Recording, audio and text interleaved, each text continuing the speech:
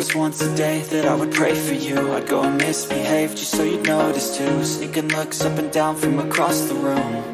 And damn, what a hell of a view. I feel good, you look great, I like you, I can't wait. A first time, a first date, you're so fine, I'm so late. You sip wine, I drink straight, don't waste time to my place. I feel my heart erase, so catch me if I fall.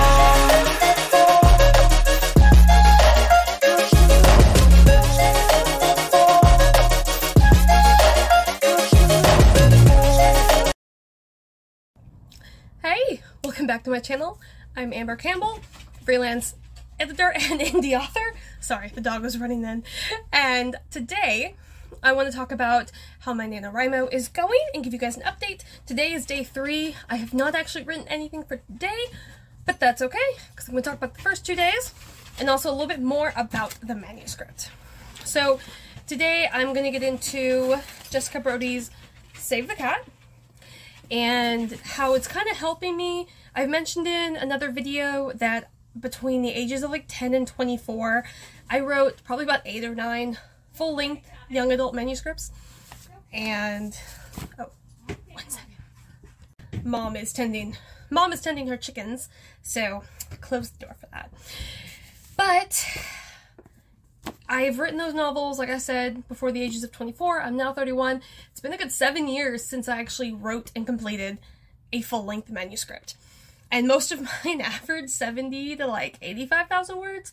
So while I don't think 50,000 will get me to the end of this book, I do believe that it should get me most of the way. Not to mention, back at the end of September, I talked about this over on, I think, YouTube Shorts, where I ended up writing like 4,000 words on it, 3,000 in like one sitting, like a couple hours. And I was like, okay, this is going great. Like a day later, this book came in and I sat down and read it over the course of, I think, 2 hours, the first half. For those who aren't familiar, the first 125, 150 pages goes into what Save the Cat is, how to set up the scenes, the acts, the beats, all that good stuff. And then the other, like, good chunk of the book is going to be examples from various genres. So I will go ahead and say that this is going to be a mystery, but it's a cozy mystery. There's no murder here. Don't know if we'll ever get into murder, at least not while it's a YA, just not my jam. But I love cozy mysteries, love Nancy Drew. I'm very excited that Her Interactive is coming out with a new Nancy Drew game, I believe next year. Really hope so. It's been a while since we got one. But a lot of the Nancy Drew, if you read the old ones by Carolyn Keene, who, she did start it, but there were actually, like, I think 4 or 5 authors who used that name after she had passed or to help her out. And she doesn't come off as an 18-year-old. Honestly, she comes off as like 14. So I don't know if that was a sign of the times or what. But I really did, I like the idea of a Nancy Drew, but she's reluctant Nancy Drew. She does not want to be a detective. So it's the main character and her two best friends, who they're all 16 at the start. And I do want this to be a series, Cozy Mysteries. I'm debating starting like X amount when they're young adults in high school and then moving into college and then maybe moving out. Kind of like a cozy mystery that you grow with the character sort of thing, which I think would be really cool. It would also help it to be a little bit more, I don't know, not necessarily timeless, but I think it would help with the readership to kind of be able to age them slowly. So obviously, you know, the first 3 books in high school, next book's new adult. No, I want to spend some hardcore time with them in high school. So I have set up the problem, the need, and the want. So we have the problem, which is actually the crime that our protagonist has to solve for her own gains, let's be honest. Like, at this point, she's reluctant. She's not solving it because I'm a detective. No, she's solving it because it's affecting her life. The need is her struggling with what to do after high school, but the want is she really wants to become the president of the club that she's in, which plays a huge role in the storyline throughout the story. In fact, the series name, a lot of, if you look at them, it's like the Cozy Sea Mystery, whatever they might be, but I don't want really cozy in my name just yet. I don't mind if this is a cozy mystery series, but the series itself has a name and I'm absolutely in love with it. And yeah, so first 2 days. First day we hit 1,408 words, which I was really good with. Yesterday we only made it to 2,268, I think, and not enough. If you look at the path I should be taking, I should be around 4,800 words today, so I am not even halfway to that. But I do have a couple Fiverr orders I want to knock out today because I don't think they should take too long, and then I have a big order coming up due on the 9th, so I have time to worry about that. Today is just going to be focus on work in general, whether it's Nano or my editing things. And, oh, before I forget, all the footage that's going to be showing before, because I think I want to open with it. So I live here in Dallas-Fort Worth, and that was in downtown Mansfield.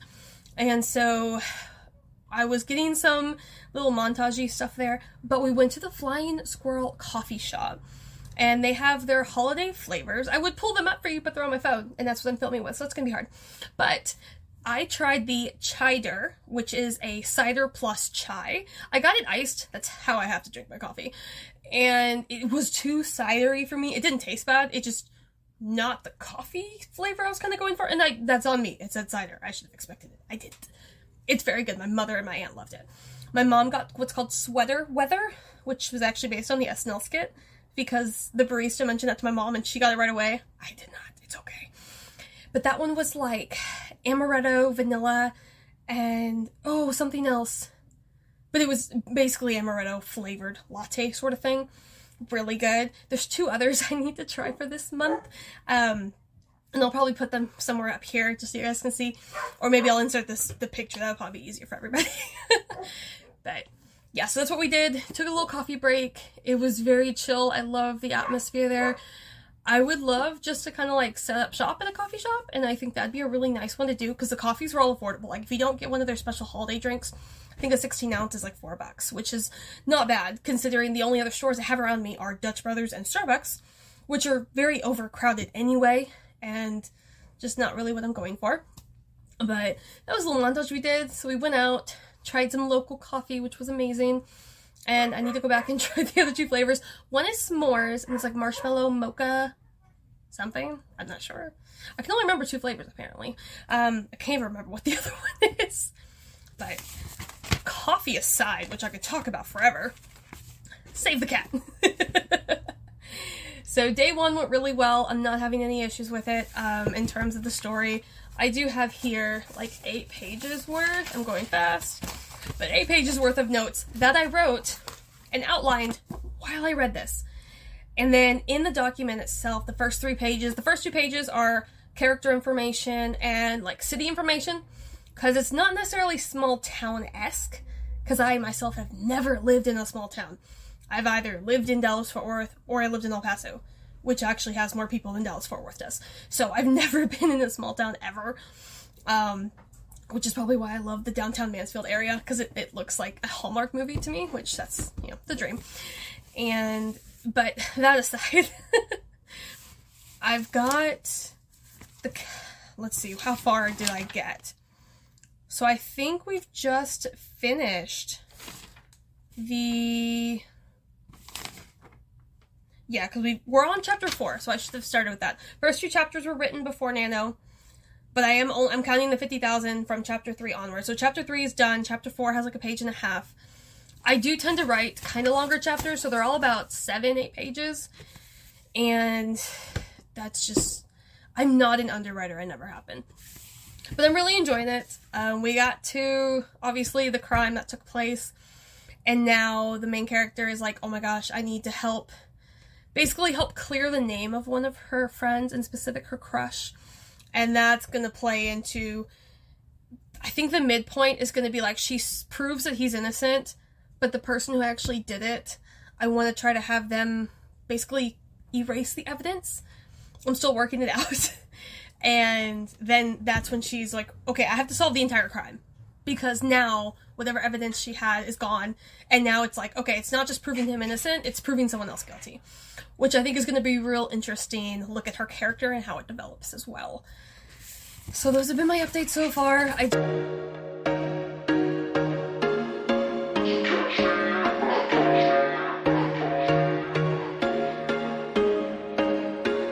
There was once a day that I would pray for you. I'd go and misbehave just so you'd notice too. Sneaking looks up and down from across the room. damn, what a hell of a view. I feel good, you look